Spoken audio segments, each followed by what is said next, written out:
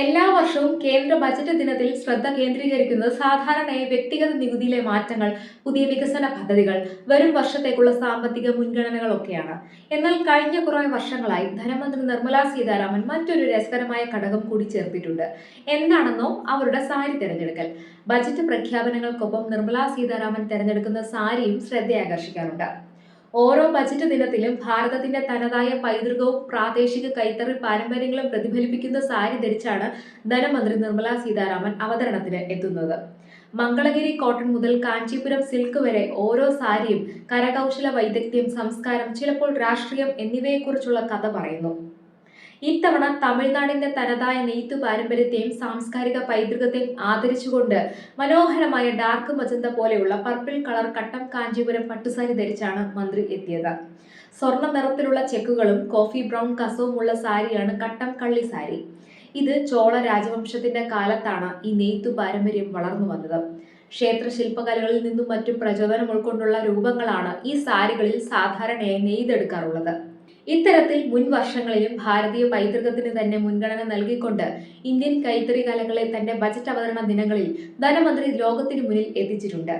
കഴിഞ്ഞ 9 വർഷങ്ങളിൽ ഇന്ത്യയുടെ വിവിധ ഭാഗങ്ങളിലെ നെയ്ത്തുകാരെയും കരകൗശല വിദ്യയെയും ആദരിച്ചുകൊണ്ട് നിർമ്മല സീതാരാമൻ ധരിച്ച സാരികൾ ഏതൊക്കെയാണെന്ന് നമുക്ക് നോക്കിയാലോ. 2025 മധുബാനി കല, ബീഹാർ. പത്മശ്രീ ജേതാവ് ദുലാരി ദേവി സമ്മാനിച്ച ഓഫ് വൈറ്റ് സിൽക്ക് സാരിയായിരുന്നു 2025-ലേത്. ബീഹാറിലെ പ്രശസ്തമായ മധുബാനി ചിത്രകലയിലെ മത്സ്യം, താമര രൂപങ്ങൾ ഇതിൽ ആലേഖനം ചെയ്തിരുന്നു. 2024 പൂർണ്ണ ബജറ്റ്, മംഗളഗിരി, ആന്ധ്രാപ്രദേശ്. മജന്ത ബോർഡറുള്ള ഓഫ് വൈറ്റ് മംഗളഗിരി കൈത്തറി സാരിയാണ് അന്ന് അണിഞ്ഞത്.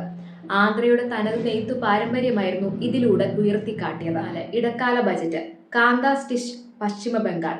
പശ്ചിമ ബംഗാളിന്റെ പ്രശസ്തമായ കാന്ത എംബ്രോയിഡറി ചെയ്ത നീല നിറത്തിലെ സിൽക്ക് സാരിയായിരുന്നു ധനമന്ത്രിയുടെ വേഷം.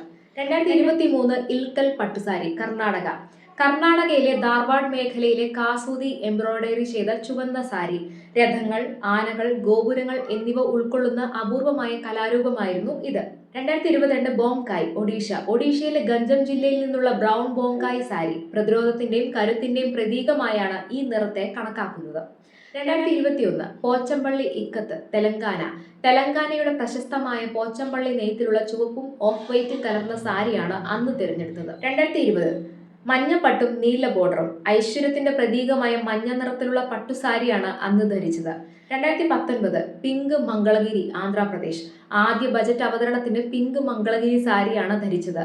അന്ന് കൊളോണിയൽ കാലത്തെ ബ്രീഫ് കേസിന് പകരം പരമ്പരാഗതമായ ബഹിക്കാത്ത ചുവന്ന തുണിയിൽ പൊതിഞ്ഞ ബജറ്റ് കൊണ്ടുവന്നത് വലിയ വാർത്തയായിരുന്നു.